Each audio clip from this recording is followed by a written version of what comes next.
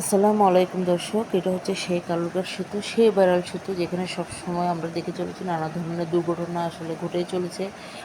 গত কিছুদিন আগেও একটা রেল দুর্ঘটনায় একটা শিশুসহ প্রায় বেশ কয়েকজনের প্রাণ আসলে হারিয়েছে এই ব্রিজটার উপরই। তাই বলবো, এই ব্রিজের উপর দিয়ে যারা সবসময় চলাচল করেন অবশ্যই সতর্কতার সহিত আপনারা এই ব্রিজের উপর দিয়ে চলাচল করবেন। খুব বেশি দরকার না হলে আপনারা এই ব্রিজটাকে অ্যাভয়েড করার চেষ্টা করবেন। যেহেতু ট্রেন এবং গাড়ি একই সাথে এই ব্রিজের উপর দিয়ে চলাচল করে, তাই আপনারা অবশ্যই ট্রেনের সিগন্যালটা মেনে চলার চেষ্টা করবেন।